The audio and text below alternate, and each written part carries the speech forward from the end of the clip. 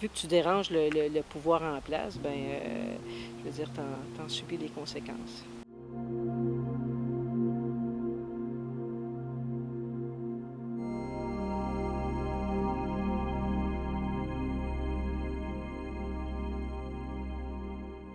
Le nom de Marcel Jeté a été nommé à plusieurs reprises par Gilles Cloutier à la commission Charbonneau. On est à 30 minutes de Montréal et c'est le chaos à Sainte-Julienne.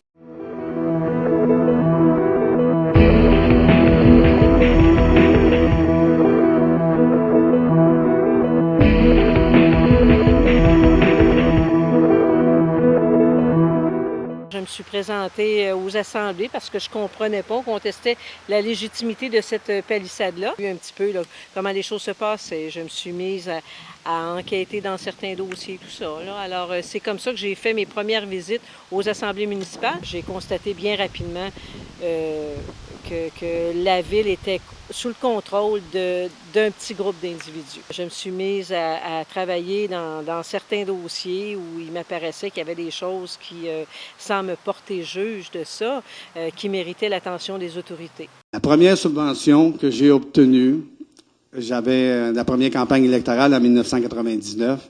J'avais pris l'engagement, dans l'automne qui suivait, de faire l'asphaltage de la première partie du rang Saint-François. Avec M. Okawaji, dans le temps, on a préparé un dossier et la journée du tournoi de golf de la MRC, je savais que M. Chevrette, du ministère du Transport, était là. Et je vous dirais, j'espère que vous ne le répéterez pas à personne, là, c'est pas tant que nous autres, ça, là. Ça s'est réglé après la game de golf, dans la douche des hommes, assis avec la serviette autour du corps, comme on peut dire, enrobé d'un cache-cul, avec M. François Legault, M. Roger Godette, qui était préfet dans le temps, M. Chevrette et moi-même, assis sur le banc, avec une petite bière dans les mains, en train de discuter de ma subvention de 100 000 $. On s'est dit, on n'est pas des politiciens, mais si on veut changer les choses, la voie pour accéder à ça, c'est de faire de la politique. Donc, on a formé cette fameuse équipe-là.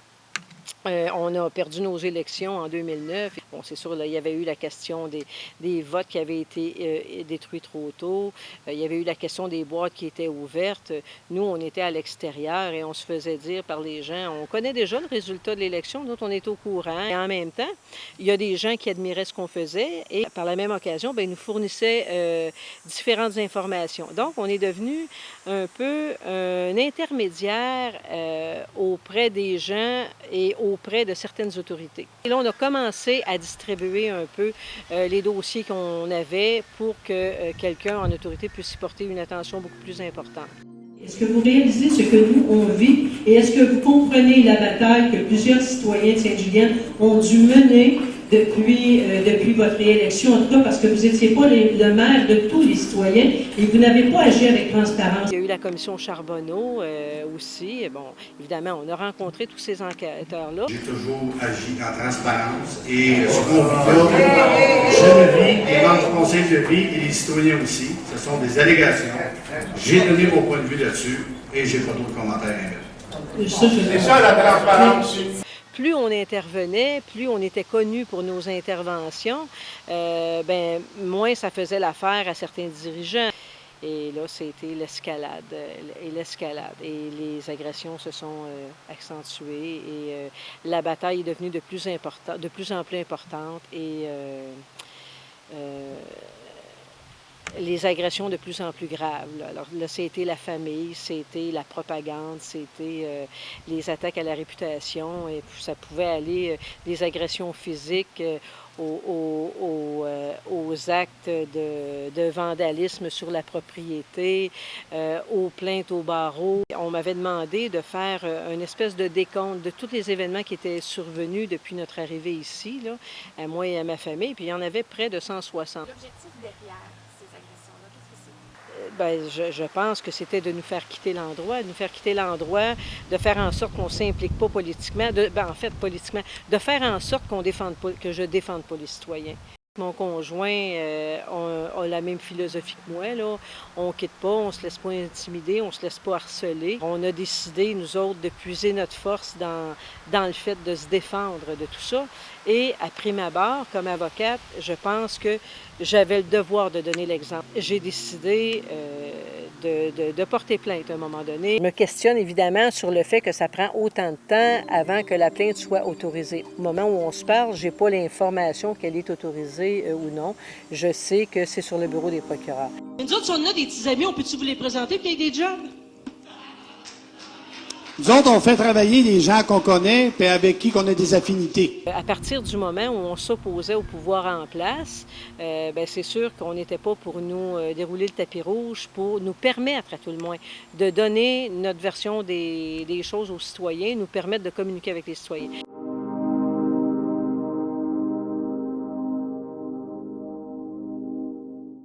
Monsieur, quand vous avez noté ce parler, ça vous intéresse pas de savoir, d'entendre parler de l'enquête criminelle? Ça vous intéresse pas?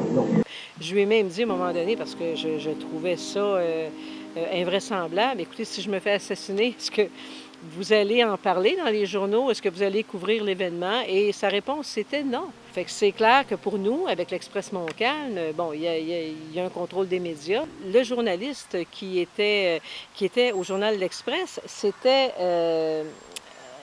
Gilles Dubé, qui est également organisateur politique du maire. Non.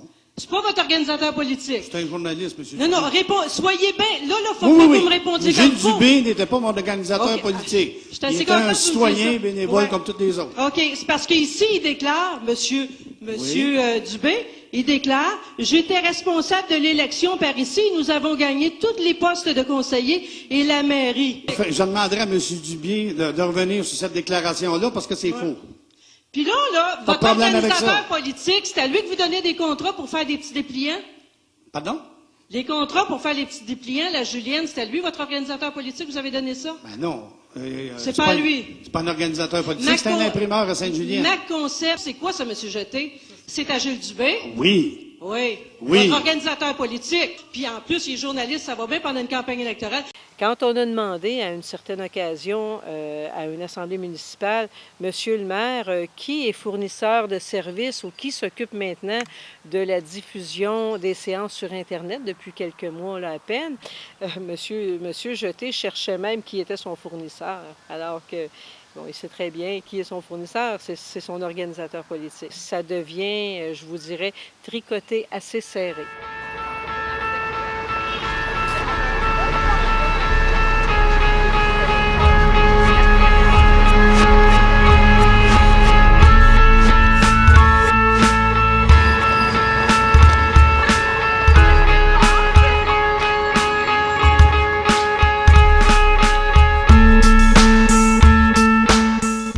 La vieille expression, elle est toujours au goût du jour. Hein? Pour régner, tu divises. Alors, ça fait quoi dans les circonstances? Ça fait que ça divise une population qui se confronte.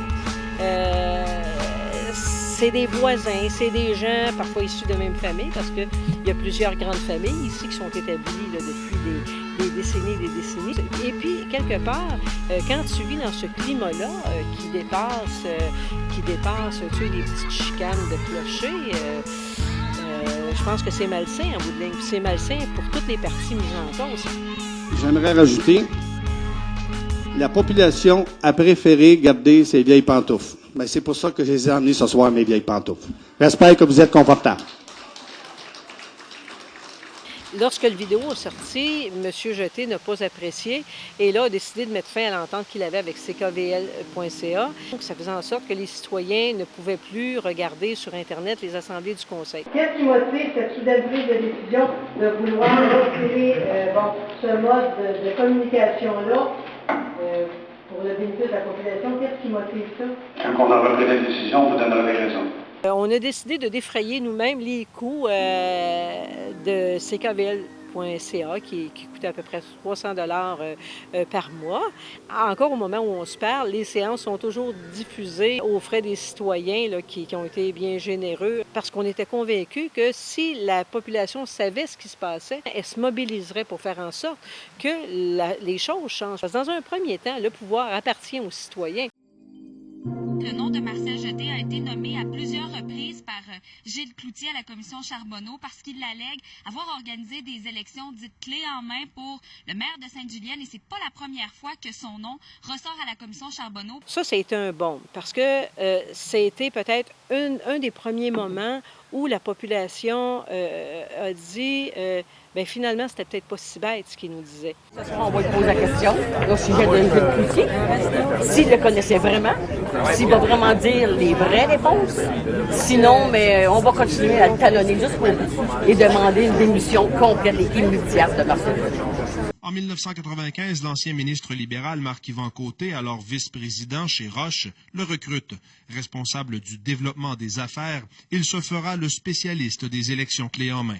Il donne l'exemple de Sainte-Julienne en 1998. Le maire Marcel Jeté l'aurait approché pour organiser une élection clé en main. Il y a le candidat qui vous appelle, mais il faut que ce soit intéressant pour Roche, parce que s'il n'y a pas de contrat à aller là, est-ce que vous y allez? Non, je m'embarque pas s'il ne peut pas me rien donner dans le cadre, que ce soit l'eau potable ou d'autres choses. On a expliqué, je pense, de quelle manière au Québec ça pouvait se passer au niveau des élections clés en main. Les citoyens, en bout de ligne, qui se retrouvent à payer au niveau de leur taxation des pourcentages supplémentaires parce que certaines firmes en profitent. Vous avez peur, Daniel, de la diffusion de ce reportage-là? Ceux qui pourraient nous mettre en demeure ou qui tenteraient de nous menacer ou nous intimider devraient craindre davantage de nous voir nous retrouver devant le tribunal. Je pense que la dernière chose que M. Jeté voudrait faire, c'est se retrouver devant un juge parce qu'à ce moment-là, il ne pourrait pas nous dire «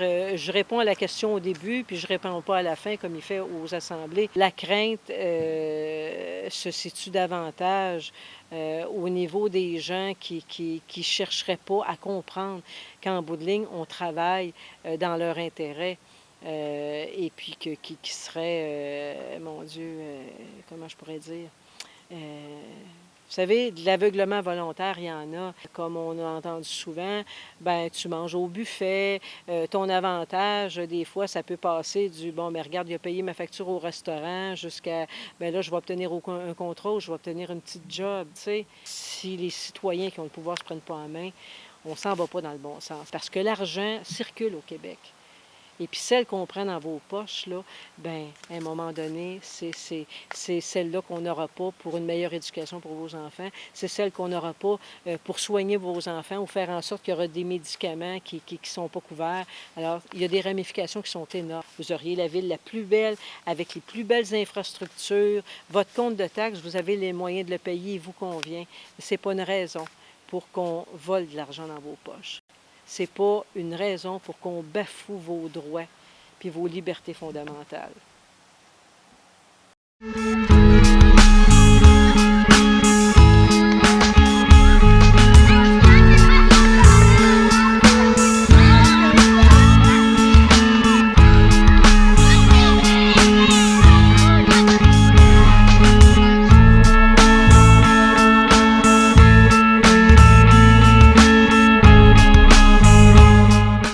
À savoir si ça va bien aller aux élections. On aimerait penser cool avec tout ce qui est sorti à la commission Charbonneau, tout ce qu'on entend partout. Mais malgré qu'à la Saint-Jean-Baptiste, on était là-bas, on rencontrait les citoyens, puis ce qu'on entendait, c'était que, bon, ben Marcel, à la fête des voisins, c'est quand même un bon gars, il était là, puis c'est lui qui a fait les hot dogs pour tout le monde. Marcel, il fait des super beaux feux d'artifice. Le critère de sélection est encore, des fois, ce que Daniel disait tantôt, c'est pas une question d'être compétent, c'est une question d'être, c'est un bon chum, c'est un gars de la place, on l'entend souvent, ça là. Et évidemment, toujours le même pattern de « oh, écoutez, ça se passe de même partout au Québec ». La beauté de tout ça, c'est que si on a une possibilité de faire passer le message, d'informer les gens, bien, dans l'isoloir, tout est possible. C'est le gros souhait qu'on a pour les élections.